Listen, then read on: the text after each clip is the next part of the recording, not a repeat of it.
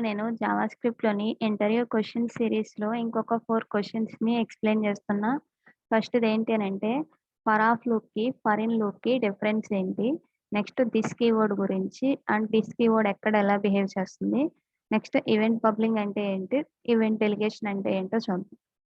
First for of loop, for in loop. For of loop, for in loop ఈ 2 ఎందుకనంటే, ఒక అరేని కానీ, ఒక స్ట్రింగ్‌ని కానీ ఇటరేట్ చేయడానికి. అండ్ మనకి ఫర్ ఇన్ లూప్ ఏదైతే ఉందో దాంతో అయితే ఆబ్జెక్ట్‌ని కూడా ఇటరేట్ చేయొచ్చు. సో, ఎలా అంటే ఇప్పుడు మనం ఒక అరేని తీసుకున్నట్టయితే నేను నమ్స్ అని ఒక అరే తీసుకుంటున్నా. దాంట్లో సమ్ నంబర్ స్టోర్ చేస్తున్నా. సో, ఇప్పుడు నేను ఫర్ ఆఫ్ లూప్‌ని యూజ్ చేసి ఏమొస్తుందో చూస్తున్నా. సో, ఫర్ ఆఫ్ కానీ, ఫర్ ఇన్ కానీ మనం ఎలా యూజ్ చేస్తామంటే ఫర్ అనే కీవర్డ్ యూజ్ చేస్తాం. దానిలో తర్వాత పారాంథసిస్ పెట్టి ఆఫ్ అనే కీవర్డ్‌కి లెఫ్ట్ సైడ్ ఏమో ఈ ఇటరేట్ చేసేటప్పుడు ఒక్కొక్క దాన్ని పాయింట్ ఔట్ చేస్తుంది కదా! దాన్ని ఏ వేరియబుల్‌తో పాయింట్ ఔట్ చేయాలో ఇవ్వాలి. సో, నేను లెట్ ఇక్కడ నేను నమ్ అని ఇస్తున్నా. నెక్స్ట్ రైట్ సైడ్ ఏమివ్వాలి అనంటే ఈ ఆఫ్‌కి రైట్ సైడ్ ఏమో దేన్ని ఇటరేట్ చేయాలో అది ఇవ్వాలి. లెఫ్ట్ సైడ్ ఏమో ఇటరేట్ చేసేటప్పుడు ఒక్కొక్క ఇటరేషన్‌లో అది పాయింట్ ఔట్ చేసేదాన్ని ఏ వేరియబుల్‌తో మనం ఐడెంటిఫై చేయాలో ఇక్కడ రాండమ్‌గా ఏదో ఒక నేమ్ అనేది ఇవ్వచ్చు. సో, ఇప్పుడు నేను కన్సోల్‌లో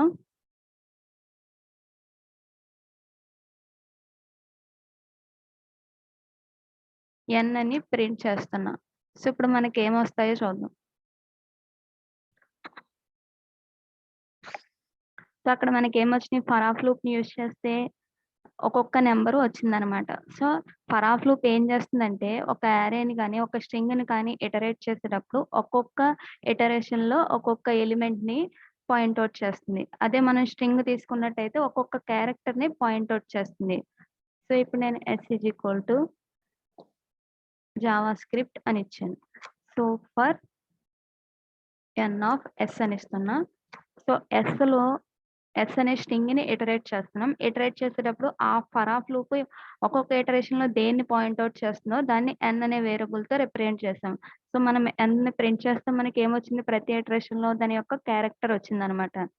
సో, ఫర్ ఆఫ్ లూప్ ఏం చేస్తుంది అనంటే, మనం ఇటరేట్ చేసే ఆబ్జెక్ట్ ఏదైతే ఉందో యారే కానీ, స్ట్రింగ్ కానీ దానిలోని ఒక్కొక్క ఎలిమెంట్‌ని పాయింట్ ఔట్ చేస్తుంది. అదే ఇక్కడ నేను ఫర్ ఇన్ లూప్ ఇస్తున్నా. అక్కడ మనకేమవుతుందో చూద్దాం. ఇండెక్సెస్ వస్తాయి ఫర్ ఇన్ లూప్ అయితే. సో, ఫర్ ఆఫ్ లూప్ ఏమో ఆ ఇండెక్స్ దగ్గర ఉన్న ఎలిమెంట్ వస్తుంది. ఫర్ ఆఫ్ లూప్ ఏమో ఆ ఇండెక్స్ దగ్గర ఉన్న ఎలిమెంట్‌ని ఇస్తుంది. ఫర్ ఇన్ లూప్ ఏం చేస్తుందంటే ఆ ఎలిమెంట్ యొక్క ఇండెక్స్‌ని ఇస్తుందనమాట. సో, ఇప్పుడు మనకి ఇ ఇక్కడ ఫర్ ఇన్ యూజ్ చేసాం కాబట్టి ఫస్ట్ ఎలిమెంట్ యొక్క ఇండెక్స్ 0, సెకండ్ ఎలిమెంట్ యొక్క ఇండెక్స్ 1 అలా వస్తుందనమాట. ఇప్పుడు ఎస్ అనే స్ట్రింగ్ కాబట్టి first character 0th index, second character 1 index అలా ఎన్ని క్యారెక్టర్స్ అయితే ఉంటాయో వాటి అన్ని ఇండెక్సెస్ వచ్చినియి. ఇప్పుడు మనకు ఆ ఇండెక్స్ దగ్గర ఉన్న వాల్యూ కావాలి అనంటే అప్పుడు మనం ఏం చేయాలి? ఆ స్ట్రింగ్ స్క్వేర్ బ్రాకెట్స్‌లో ఆ ఇండెక్స్ నేమ్ ఇవ్వాలి. ఇప్పుడు మనకేమొచ్చింది 0 అనే ఇండెక్స్ దగ్గర జే అనే క్యారెక్టర్, 1 అనే ఇండెక్స్ దగ్గర ఏ అనే క్యారెక్టర్ ఇలా వచ్చింది. అదే మనం ఫర్ ఆఫ్ లూప్‌ని యూజ్ చేస్తే డైరెక్ట్‌గా అది పాయింట్ ఔట్ చేసేది డైరెక్ట్‌గా ఆ ఎలిమెంట్‌నేననమాట. మనం ఇండెక్స్‌తో పని లేకుండా డైరెక్ట్‌గా ఆ ఎలిమెంట్‌ని ప్రింట్ చేసేస్తుందది. ఎందుకంటే ఆ ఎలిమెంట్‌నే పాయింట్ ఔట్ చేస్తుంది కాబట్టి. ఇప్పుడు నేను ఒక ఆబ్జెక్ట్‌ని తీసుకుంటున్నా. ఆ ఆబ్జెక్ట్‌ని ఇటరేట్ చేయడానికి నేను ఫర్ ఆఫ్ లూప్‌ని, ఫర్ ఇన్ లూప్‌ని రెండిటిని యూజ్ చేసి చెప్తున్నా. సో, మనకి ఫర్ ఆఫ్ లూప్ అయితే ఎర్రర్ చూపిస్తుంది. సో, ఇక్కడ అనే ఓబీజే అనే ఒక ఆబ్జెక్ట్‌ని తీసుకుంటున్నా. ఆబ్జెక్ట్‌కి నేమ్ అనే ఒక ప్రాపర్టీ ఇస్తున్నా. జాన్ అని ఇస్తున్నా నేము. తర్వాత ఏజ్ అని ఇస్తున్నా ఒక ప్రాపర్టీ. 27 అని ఇస్తున్నా. అండ్ కంట్రీ అనే ఒక ప్రాపర్టీ ఇస్తున్నా. దీంట్లో ఇండియా అని ఇస్తున్నా. సో, ఇప్పుడు మనం ఈ ఓబీజేని ఇటరేట్ చేద్దాం. ఫర్ ఇన్ లూప్‌ని యూజ్ చేసే కన్నా ఫస్ట్ ఫర్ ఆఫ్ లూప్‌ని యూజ్ చేస్తున్నా. ఫర్ ఎన్ ఆఫ్ దేన్ని ఇటరేట్ చేయాలో దాన్ని రైట్ సైడ్ ఇవ్వాలి ఆఫ్‌కి. ఆఫ్ అని. సో, ఇప్పుడు మనకి ఎన్ అనే వేరియబుల్ ప్రతి ఇటరేషన్‌లో దేన్ని పాయింట్ ఔట్ చేస్తుందో చూద్దాం. సో, ఇప్పుడు మనకేమొచ్చింది? ఓబీజే ఈజ్ నాట్ ఇటరబుల్ అనొచ్చింది. సో, అంటే మనం ఫర్ ఆఫ్ లూప్‌ని ఆబ్జెక్ట్స్‌ని ఇటరేట్ చేయడానికి యూజ్ చేయలేము. అదే ఇక్కడ ఫర్ ఇన్ లూప్ పెడితే మనకి ఆ ఆబ్జెక్ట్‌ని ఇటరేట్ చేయడం కుదురుతుంది. ఇక్కడ మనకేమొచ్చింది? ఫర్ ఇన్ లూపే యారేస్, స్ట్రింగ్స్‌కైతే దాని యొక్క ఇండెక్స్‌ని పాయింట్ ఔట్ చేస్తుంది. అదే మనం ఆబ్జెక్ట్ ఇచ్చాం కాబట్టి, ఆ ఆబ్జెక్ట్‌లో ఉన్న ప్రతి కీని మనకి రిటర్న్ చేస్తుందనమాట. ఈ ఫర్ ఇన్ లూప్ అనేది ప్రతి ఇటరేషన్‌లో ఈ కీ వాల్యూ పెయిర్స్‌లో కీని పాయింట్ ఔట్ చేస్తుంది. ఫస్ట్ కీ వాల్యూ పేర్‌లో కీ నేమ్, తర్వాతది ఏజ్, తర్వాతది కంట్రీ. ఆ మూడిటిని మనకిక్కడ ప్రింట్ చేసేలా మనం రాసాం. ఇప్పుడు నేను ఆ పర్టిక్యులర్ కీ దగ్గరున్న వాల్యూ కావాలంటే ఏం చేయాలి? ఒక ఆబ్జెక్ట్‌లో పర్టిక్యులర్ కీ దగ్గరున్న వాల్యూ కావాలంటే మనం ఏం చేస్తాము? ఆ ఆబ్జెక్ట్ నేమ్ డాట్ కీ ఏదైతే ఉంటుందో ఇలా ఇవ్వాలి.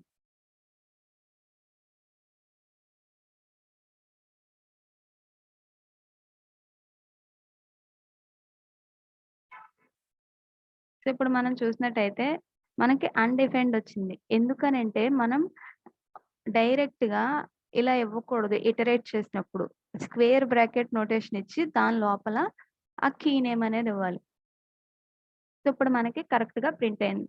సో, మనం గుర్తుపెట్టుకోవాల్సింది ఏంటి అనంటే ఫర్ ఇన్ లూప్ అనేది ఏంటి అనంటే ఆబ్జెక్ట్‌ని ఇటరేట్ చేస్తుంటే, ఆ ఆబ్జెక్ట్ యొక్క కీస్‌ని పాయింట్ ఔట్ చేస్తుంది. స్ట్రింగ్స్‌ని గాని, అరేస్‌ని గాని ఇటరేట్ చేస్తుంది. వాటి యొక్క ఇండెక్సెస్‌ని పాయింట్ ఔట్ చేస్తుంది. ఫర్ ఆఫ్ లూప్ ఏంటి అనంటే, దాన్ని మనం ఆబ్జెక్ట్‌ని ఇటరేట్ చేయడానికి యూజ్ చేయలేము.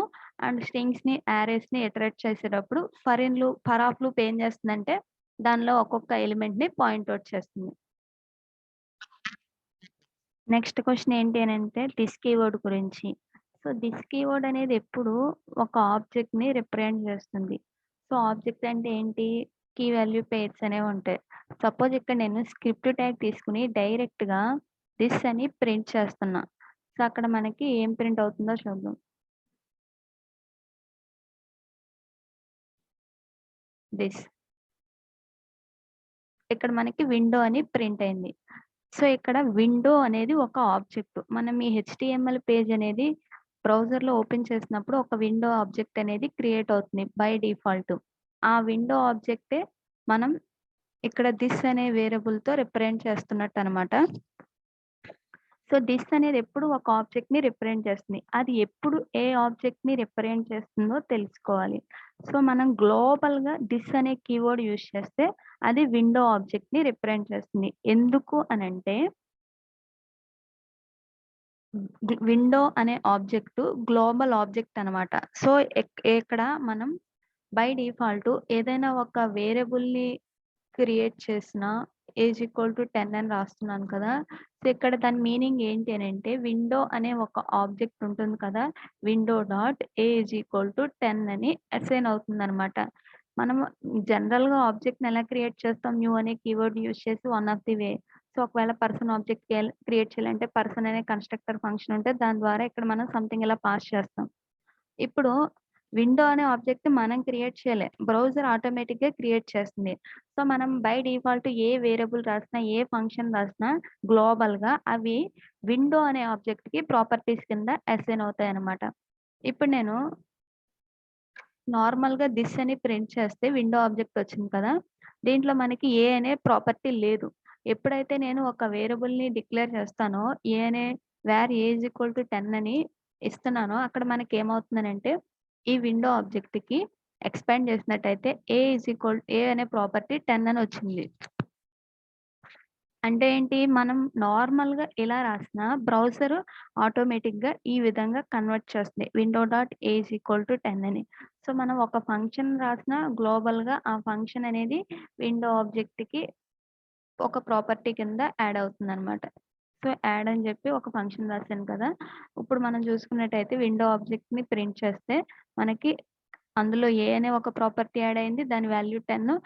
యాడ్ అనే ఒక ప్రాపర్టీ యాడ్ అయింది. దాని వాల్యూ ఒక ఫంక్షన్. ఇలా యాడ్ అవుతాయి. సో, మనం గుర్తుపెట్టుకోవాల్సింది ఏంటి అనంటే గ్లోబల్‌గా థిస్ అనే కీవర్డ్ యూజ్ చేస్తే అది విండో ఆబ్జెక్ట్‌ని రిప్రజెంట్ చేస్తుంది. విండో అనేది బై డిఫాల్ట్‌గా మనకి బ్రౌజర్‌లో క్రియేట్ అయిన ఆబ్జెక్ట్. సో, మనకి థిస్ అనే కీవర్డ్ ఇక్కడ విండో అనే ఆబ్జెక్ట్ 2 ఈక్వలా కాదా చూద్దాం. సో, విండో అనేది ఒక ఆబ్జెక్ట్. ఆ ఆబ్జెక్ట్‌నే థిస్ అనే కీవర్డ్ పాయింట్ ఔట్ చేస్తుంది. గ్లోబల్‌గా మనం థిస్ అనే కీవర్డ్‌ని యూజ్ చేస్తే. ఇప్పుడు నేను ఒక ఫంక్షన్ తీసుకున్నా. ఆ ఫంక్షన్ లోపల కూడా నేను థిస్ అని ప్రింట్ చేస్తున్నా. కన్సోల్.లాగ్ ఆఫ్ థిస్ అని. సో, ఇప్పుడు కూడా మనకి ఏమొస్తుందో చూద్దాం. ఆ ఫంక్షన్ అయితే కాల్ చేయాలి గదా! సో, ఆ ఫంక్షన్‌ని కాల్ చేద్దాం. యాడ్ అనే ఫంక్షన్‌ని కాల్ చేస్తున్నా. సో, మనకేమైంది? యాడ్ అనే ఫంక్షన్ కాల్ చేయంగానే దాంట్లో కన్సోల్.లాగ్ ఆఫ్ థిస్ అని రాసాం. అక్కడ కూడా మనకేం ప్రింట్ అయింది? విండో ఆబ్జెక్టే ప్రింట్ అయింది. సో, ఒక గ్లోబల్ ఫంక్షన్ ఉన్నా, ఒక గ్లోబల్ వేరియబుల్ ఉన్నా అవన్నీ విండో ఆబ్జెక్ట్ కింద ప్రాపర్టీస్, మెథడ్స్ కింద యాడ్ అవుతాయి. అక్కడ మనం ఎక్కడైనా థిస్ అనే కీవర్డ్ యూజ్ చేస్తే మనకి ఆ థిస్ అనేది విండో ఆబ్జెక్ట్‌ని రిప్రజెంట్ చేస్తుందనమాట. బై డిఫాల్ట్ ఇలా రిప్రజెంట్ చేస్తుంది. కావాలంటే మనం ఇక్కడ థిస్ అనే కీవర్డ్ వేరే ఆబ్జెక్ట్‌తో బైండ్ చేయడానికి కాల్, అప్లై, బైండ్ అనే మెథడ్స్ ఉంటాయి. అవి నేను నెక్స్ట్ వీడియోలో ఎక్స్‌ప్లెయిన్ చేస్తాను. సో, బేసిక్‌గా అయితే ఒక ఔట్‌సైడ్ వేరియబుల్ కానీ, ఒక ఫంక్షన్ కానీ మనం తీసుకున్నట్టయితే అవన్నీ విండో ఆబ్జెక్ట్‌కి ప్రాపర్టీస్ కింద అసైన్ అవుతాయి.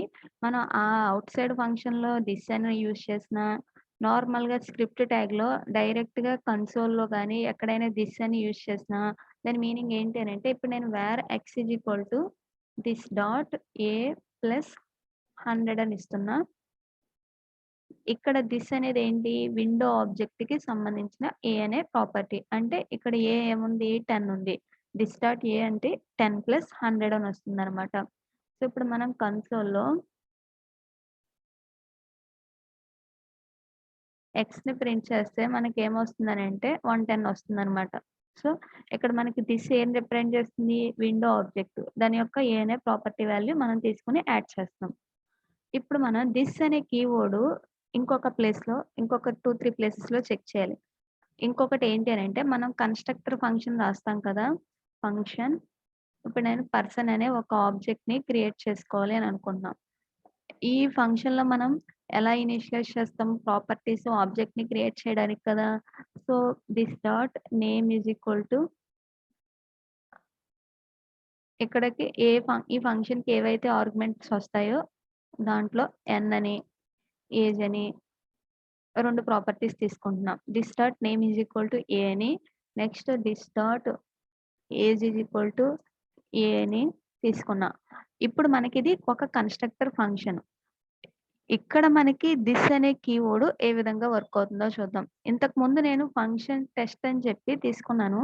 దాంట్లో థిస్ అనే కీవర్డ్ మనకేం రిప్రజెంట్ చేస్తుంది? విండో ఆబ్జెక్ట్‌ని రిప్రజెంట్ చేస్తుంది. నేను కన్సోల్‌లో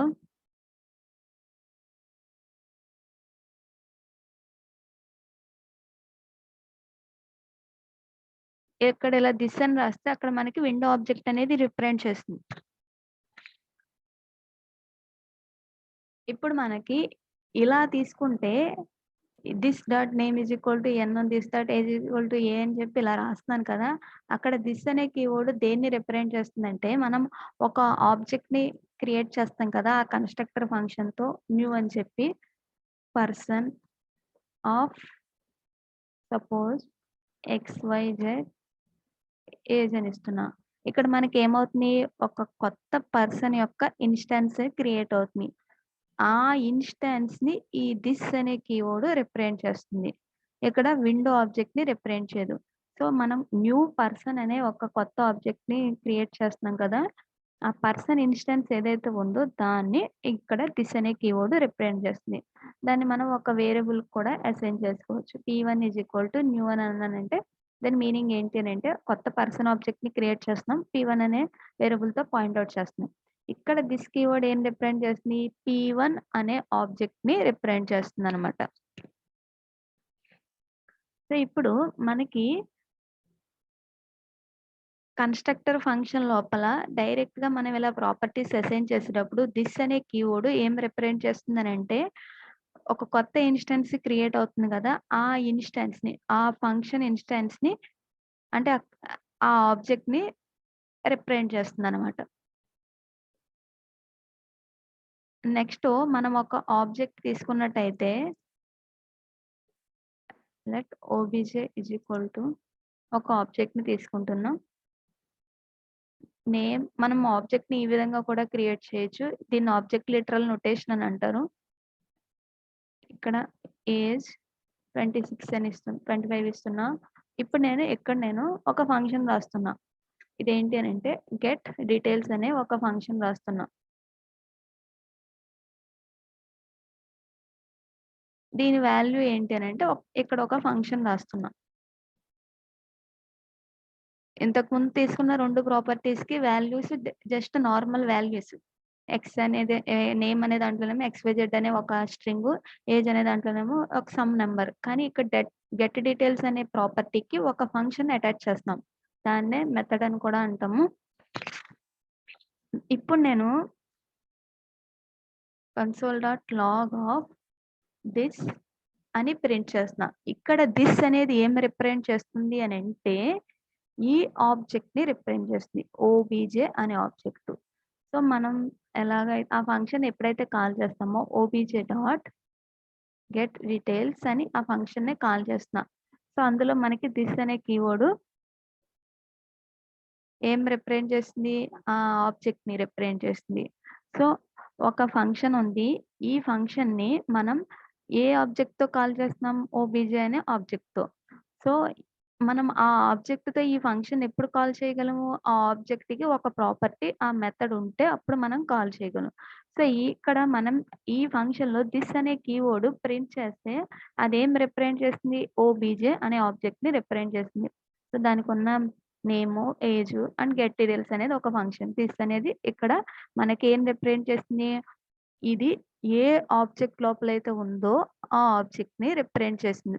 డిఫాల్ట్‌గా మనకు అలా రిప్రజెంట్ చేస్తుందనమాట. ఇక్కడ కూడా మనం కాల్, అప్లై, బైండ్ అనే సమ్ ఎక్స్టర్నల్ మెథడ్స్‌ని యూజ్ చేసి మనం ఇక్కడ దిస్‌ని ఈ ఆబ్జెక్ట్‌తో కాకుండా వేరే ఆబ్జెక్ట్‌తో బైండ్ చేయొచ్చు. నెక్స్ట్ కేస్ ఏంటి అనంటే మనం దిస్ అనే కీవర్డ్‌ని ఒక ఈవెంట్ హ్యాండ్లింగ్ ఫంక్షన్‌లో యూజ్ చేస్తే అక్కడ ఏం రిప్రజెంట్ చేస్తుందో చూద్దాం. సో, అందుకోసం నేను ఒక డివ్‌ని తీసుకుంటున్నా. ఒక డివ్ ట్యాగ్‌ని తీసుకుంటున్నా హెచ్‌టీఎంఎల్‌లో. ఆ డివ్‌కి క్లిక్ ఈవెంట్‌ని యాడ్ చేస్తున్నా.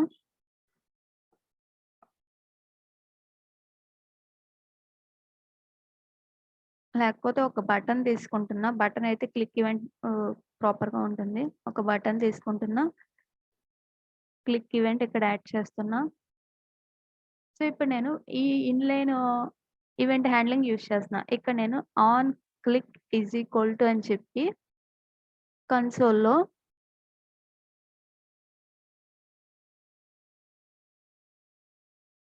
ఇక్కడ దిస్ అని ప్రింట్ చేస్తున్నా.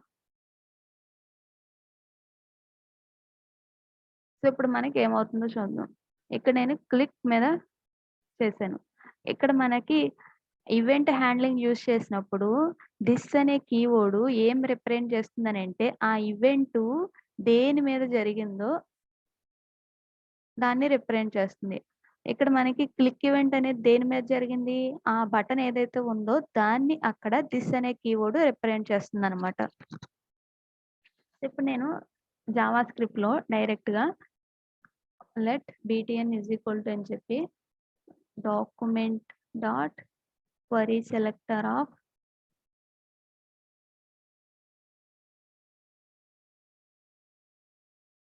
బటన్ ట్యాగ్‌ని తీసుకుంటున్నా. ఇక్కడ కూడా మనం సేమ్ అదే విధంగా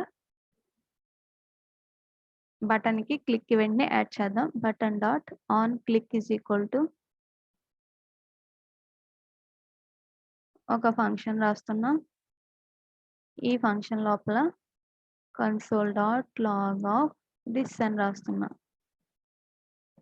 ఇక్కడ రాసింది ఏదైతే ఉందో button dot on click is equal to function of చెప్పి console.log దిస్ అని రాసామో సేమ్ అదే ఇక్కడ మనం ఇన్‌లైన్‌గా చేసాం. ఇన్‌లైన్ జావాస్క్రిప్ట్ అని అంటారు. సో, ఇప్పుడు కూడా మనకి సేమ్ ఆ క్లిక్ ఈవెంట్ అనేది దేని మీద వర్క్ జరిగిందో ఆ ఈవెంట్‌ని represent చేస్తుందనమాట.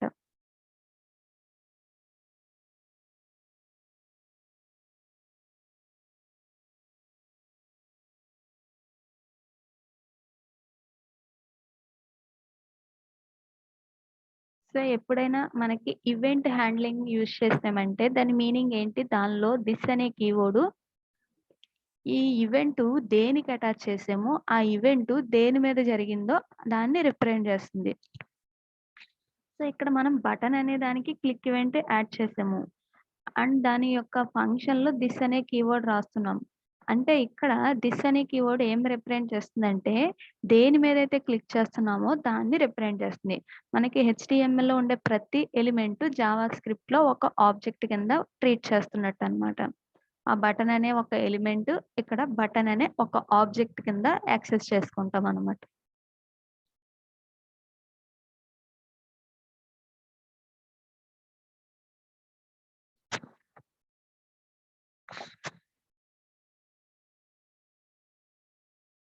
So, this keyword behaviour అనేది డిఫరెంట్ ప్లేసెస్‌లో డిఫరెంట్‌గా బిహేవ్ చేస్తుంది. ఫైనల్‌గా థిస్ అనే కీవర్డ్ ఎప్పుడూ ఒక ఆబ్జెక్ట్‌ని రిప్రజెంట్ చేస్తుంది అని మనం గుర్తుపెట్టుకోవాలి. Next event bubbling.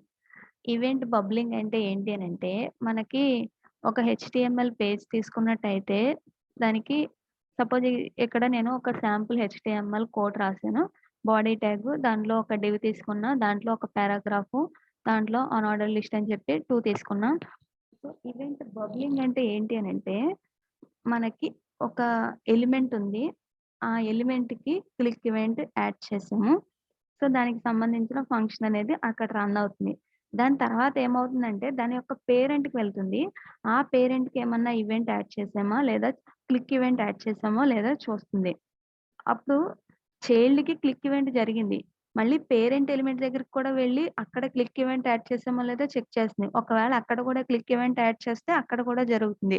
అలా మనకి ఏదైనా ఒక ఈవెంట్ జరిగినప్పుడు సేమ్ టైప్ ఆఫ్ ఈవెంట్‌ని మనం పేరెంట్‌కి, చైల్డ్‌కి అలా రెండిటికి యూజ్ చేస్తే చైల్డ్‌లోనూ ఆ యాక్షన్ జరుగుతుంది. పేరెంట్‌లోనూ ఆ యాక్షన్ జరుగుతుంది. ఇప్పుడు మనకి ఎల్ఐ ట్యాగ్‌ని తీసుకున్నాం కదా! ఇప్పుడు నేను ఎల్ఐ ట్యాగ్‌కి క్లిక్ ఈవెంట్‌ని యాడ్ చేశాను. దాని మీనింగ్ ఏంటి? ఓన్లీ ఎల్ఐ ట్యాగ్‌కి క్లిక్ ఈవెంట్‌ని యాడ్ చేస్తున్నా. అదే ఇప్పుడు నేను అనార్డర్ లిస్ట్‌కి క్లిక్ ఈవెంట్ యాడ్ చేస్తున్నానంటే దాని మీనింగ్ ఏంటి? ఈ అనార్డర్ లిస్ట్‌లో ఉన్న ఎల్ఐ ట్యాగ్స్‌కి కూడా క్లిక్ ఈవెంట్ యాడ్ చేస్తున్నట్టు. అంటే దీని మీద క్లిక్ చేసినా ఈ అనార్డర్ లిస్ట్ మీద క్లిక్ చేసినట్టే. ఫస్ట్ చైల్డ్ మీద క్లిక్ చేసినా, సెకండ్ చైల్డ్ మీద క్లిక్ చేసినా, అనార్డర్ లిస్ట్ మీద క్లిక్ చేసినట్టే. సో, ఈవెంట్ బబ్లింగ్ అంటే ఏంటి అని అంటే ఇక్కడ ఫస్టు ఏదైతే టార్గెట్ ఉందో అక్కడ యాక్షన్ జరిగాక దాని యొక్క పేరెంట్‌కి వెళ్తుంది. అక్కడ మళ్ళీ ఈవెంట్ అనేది అటాచ్ చేస్తే మళ్ళీ సేమ్ అక్కడ ఈవెంట్ అనేది జరుగుతుంది. అలా దీని పేరెంట్‌కి వెళ్తుంది. అలా ఫై ఫైనల్‌గా ఇక్కడ రూట్ ట్యాగ్ వచ్చే వరకు ఏదైనా ఒక ఈవెంట్ హ్యాండ్లింగ్ జరిగినప్పుడు ఇలా ట్రావర్స్ అయ్యి ప్రతి చోట యాడ్ అయిన ఈవెంట్ హ్యాండ్లింగ్ ఫంక్షన్ ఏదైతే ఉందో దాన్ని ఎగ్జిక్యూట్ చేస్తుందనమాట. సో, ఈవెంట్ బబ్లింగ్ అంటే ఏంటి అనంటే, ఒక చైల్డ్ ఈవెంట్ జరిగినప్పుడు, ఆ ఈవెంట్ యాక్షన్ జరిగిన తర్వాత పేరెంట్‌కి వెళ్తుంది. అక్కడ ఏదన్నా యాక్షన్ ఉంటే దాన్ని పెర్ఫార్మ్ చేస్తుంది. మళ్ళీ దాని పేరెంట్‌కి వెళ్తుంది. మళ్ళీ దాని దగ్గరున్న యాక్షన్‌ని ఇలా చేసుకుంటా వెళ్తుందనమాట. సో, ఇప్పుడు మనం ఒక ఎగ్జాంపుల్ చూద్దాము.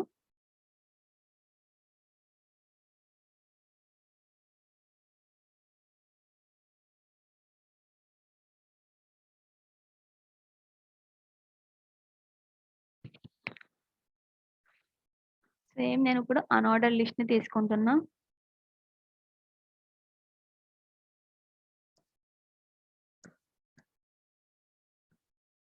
సో, ఇక్కడ ఎల్ఐ లిస్ట్ 1 అని రాస్తున్నా. నెక్స్ట్ ఎల్ఐ లిస్ట్ 2 అని రాస్తున్నా. సమ్ స్టైలింగ్ అనేది ఇద్దాం మనం. Style tag, LI tag, list style, none, LI ట్యాగ్‌కి సమ్ విడ్త్, హైట్ ఇద్దాము. Width 20, width 100 pixels and height 50 pixels ఇస్తున్నాం.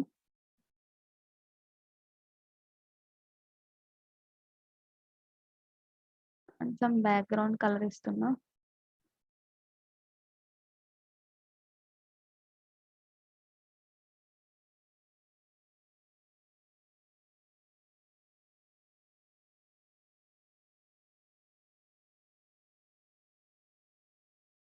అండ్ టెక్స్ట్ కలర్ వైట్ ఇస్తున్నా.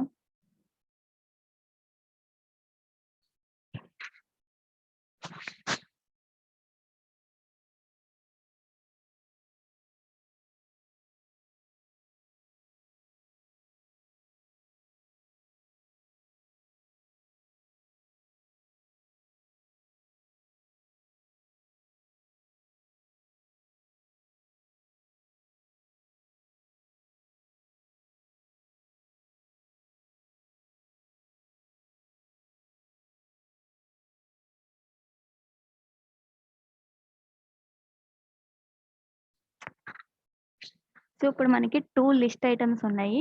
ఇదొక లిస్ట్ ఐటమ్ 1, లిస్ట్ ఐటమ్ 2. ఇప్పుడు మనం ఏం చేద్దామంటే ఈ లిస్ట్‌కి ఒక ఈవెంట్ లిజనర్‌ని యాడ్ చేద్దాము. అండ్ అన్ఆర్డర్ లిస్ట్ ఏదైతే ఉందో దానికి కూడా ఒక ఈవెంట్ లిజనర్‌ని యాడ్ చేద్దాం. క్లిక్ ఈవెంట్ లిజనర్‌ని. సో ఇప్పుడు నేను డైరెక్ట్‌గా ఇన్‌లైన్ ఈవెంట్ లిజనర్‌ని యాడ్ చేసేస్తున్నా. ఇన్‌లైన్ జావాస్క్రిప్ట్‌ని యూజ్ చేసి. On click is equal to అని చెప్పి ఎలర్ట్ ఆఫ్ లేకపోతే కన్సోల్‌లో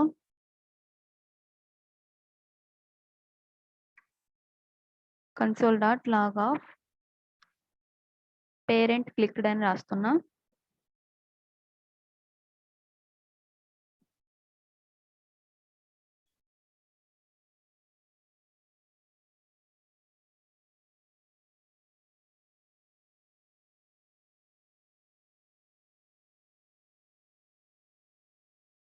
ఇప్పుడు సేమ్ అదే కింద ఉన్న లిస్ట్ ట్యాగ్స్ కూడా క్లిక్ ఈవెంట్ ని యాడ్ చేస్తున్నా.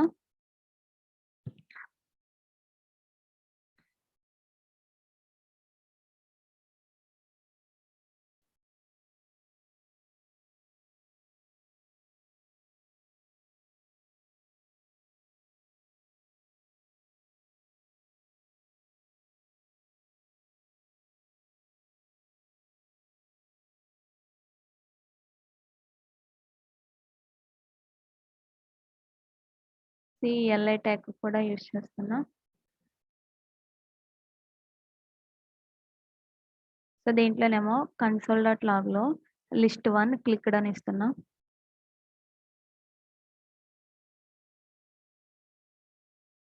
నెక్స్ట్ దీనికేమో లిస్ట్ 2 క్లిక్డ్ అని ఇస్తున్నా.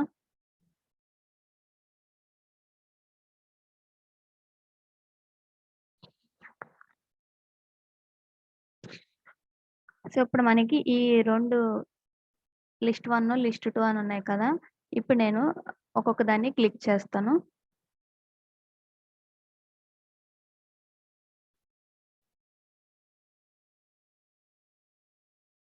నేను లిస్ట్ 1ని క్లిక్ చేస్తున్నా. మనకి ఏమొచ్చింది లిస్ట్ 1 క్లిక్డ్ అని వచ్చింది. పేరెంట్ క్లిక్డ్ అని వచ్చింది. ఇప్పుడు నేను లిస్ట్ 2ని క్లిక్ చేస్తున్నా.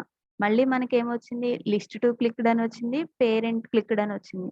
అంటే ఇక్కడ మనకి ఏమవుతుందంటే మనం క్లిక్ చేసింది ఈ లిస్ట్ మీద లిస్ట్ 1 మీద అయినప్పటికీ అదేం జరుగుతుందంటే ఈ లిస్ట్ 1కి అటాచ్ చేసిన క్లిక్ ఈవెంట్ జరుగుతుంది.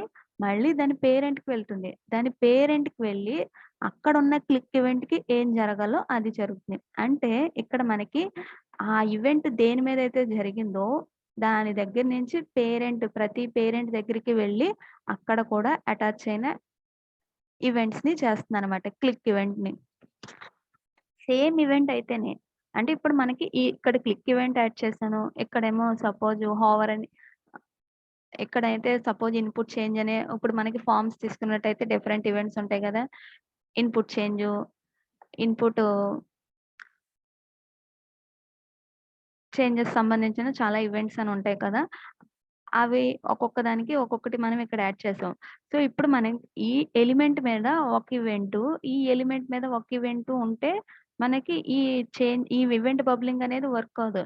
సేమ్ ఈవెంటు ఇక్కడ నేను క్లిక్ ఈవెంట్ యాడ్ చేశాను. ఇక్కడ కూడా క్లిక్ ఈవెంటే యాడ్ చేశాను. అంటే మనం దీని మీద క్లిక్ చేసినప్పటికీ అదేం జరుగుతుంది పేరెంట్ మీద కూడా క్లిక్ చేసినట్టుగా అక్కడ ట్రీట్ చేస్తుంది. అంటే ఇక్కడ మనకి దీని మీద క్లిక్ అయింది. సేమ్ అదే క్లిక్ ఈవెంట్ పేరెంట్ మీద కూడా ఉంది కాబట్టి ఈ యాక్షన్ అయిపోయిన తర్వాత దీనిలోకి వెళ్తుంది. అక్కడ ఏమైతే రాసామో జరిగినప్పుడు క్లిక్ జరిగినప్పుడు అది వర్క్ అవుతుందనమాట. సో ఇది ఈవెంట్ బబ్లింగ్ అంటే.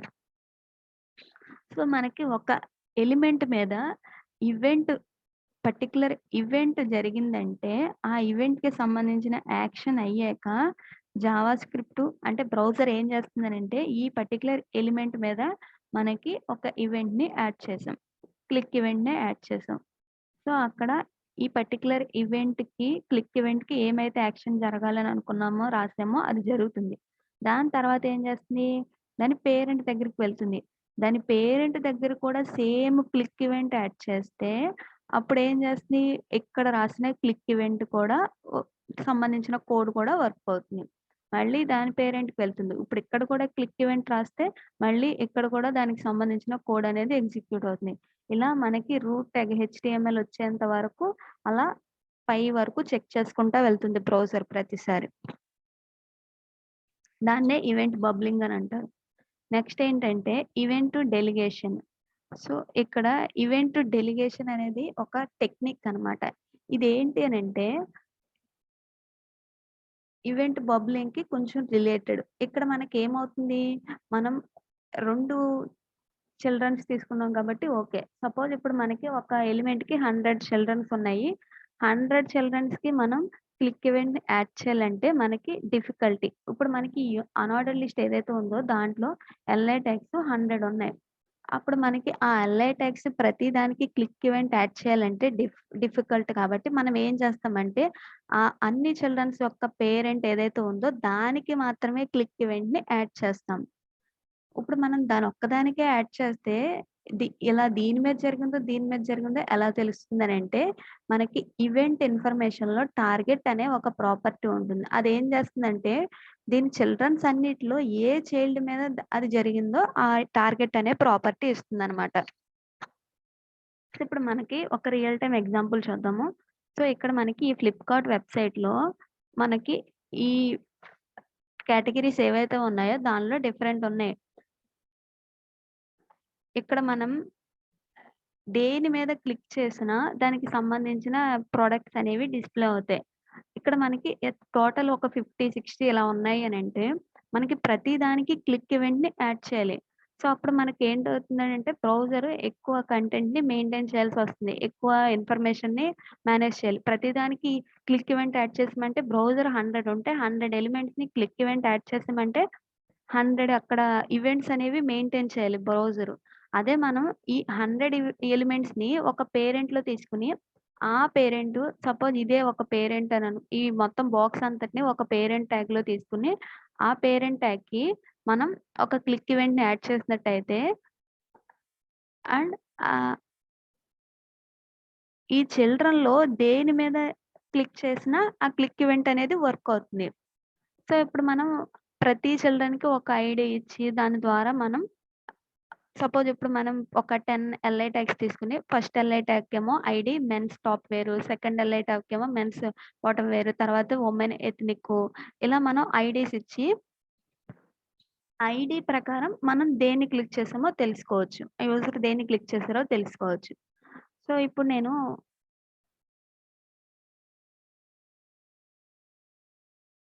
ఇక్కడ ఒక 5 కేటగరీస్ తీసుకుంటున్నా.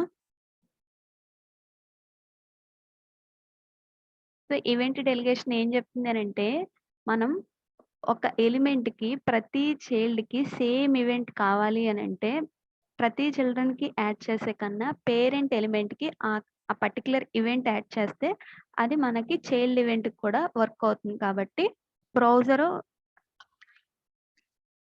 బ్రౌజర్ వర్క్ అనేది తగ్గుతుందనమాట.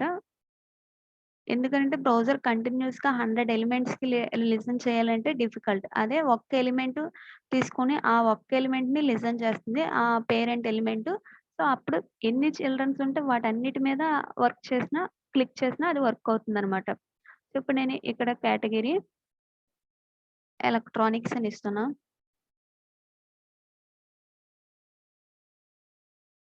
ఇంకొక ఎల్ఐ ట్యాగ్ తీసుకుంటున్నా. దీనిలో ఫ్యాషన్ అని ఇస్తున్నా.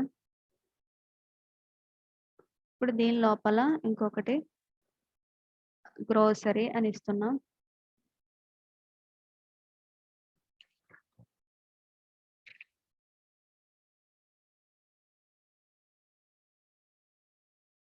ఇంకొకటి గిఫ్ట్స్ అని ఇస్తున్నా. ఇక్కడ నేను 4 కేటగిరీస్ తీసుకున్నా. ప్రతి దానికి ఒక ఐడీ ఇస్తున్నా. ID is equal to same electronics అనే ఇస్తున్నా. ఇక్కడ ఫ్యాషన్ అని ఇస్తున్నా.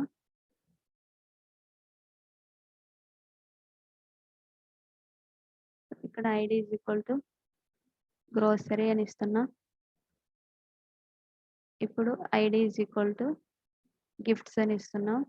ఇక్కడ మనకి 4 ఎల్ఐ ట్యాగ్స్ ఉన్నాయి. ప్రతి ఎల్ఐ ట్యాగ్‌కి మనకి క్లిక్ ఈవెంట్ జరిగినప్పుడు సమ్ యాక్షన్ చేయాలి. ఇక్కడ రియల్ టైమ్‌లో అయితే ఆ పర్టిక్యులర్ కేటగిరీకి సంబంధించిన ప్రొడక్ట్స్ అనేవి డిస్‌ప్లే చేయాలి. సో, ఇప్పుడు మనం పేరెంట్ ఒక్కదానికే క్లిక్ ఈవెంట్ యాడ్ చేస్తున్నాం. మన యూజర్ ఏ కేటగిరీ మీద క్లిక్ చేశారో, ఏ కేటగిరీకి మనం తీసుకురావాలో ఎలా తెలుస్తుందనంటే, మనం ప్రతి దానికి ఐడీ ఇచ్చాము. సో, ఇప్పుడు మనం అనార్డర్ లిస్ట్‌కి ఒక క్లిక్ ఈవెంట్‌ని యాడ్ చేద్దాం. ప్రతి ఎల్ఐ ట్యాగ్‌కి క్లిక్ ఈవెంట్ యాడ్ చేయకుండా జస్ట్ అనార్డర్ లిస్ట్‌కి మనం యాడ్ చేస్తున్నాం. Let UL is equal to document dot query selector of అనార్డర్ list. ఇప్పుడు మనం ఈ అనార్డర్ లిస్ట్ డాట్ ఆన్ క్లిక్ దీన్ని క్లిక్ చేసినప్పుడు మనం ఒక ఫంక్షన్ జరగాలి అని అనుకుంటున్నాం. ఆ ఫంక్షన్‌లో మనం ఏం చెక్ చేస్తామంటే మనకి ఒక ఈవెంట్ జరిగినప్పుడు ఆ ఈవెంట్ హ్యాండ్లర్ ఫంక్షన్ ఏదైతే ఉంటుందో బ్రౌజర్ ఆటోమేటిక్‌గా ఈవెంట్ ఇన్ఫర్మేషన్‌ని పాస్ చేస్తుంది. ఇక్కడ మనం ఏ వేరియబుల్ నేమ్‌తో అయినా దాన్ని కాల్ చేసుకోవచ్చు. నేను ఈవీ అని ఇస్తున్నా ఈవెంట్ ఇన్ఫర్మేషన్. సో, ఇప్పుడు మనం కన్సోల్‌లో ఈవెంట్ డాట్ టార్గెట్ అని ఇస్తే దాని మీనింగ్ ఏంటి అనంటే ఈ క్లిక్ ఈవెంటు ఆ పర్టిక్యులర్ చిల్డ్రన్‌లో దేని మీద జరిగిందో మనకి తెలుస్తుందనమాట.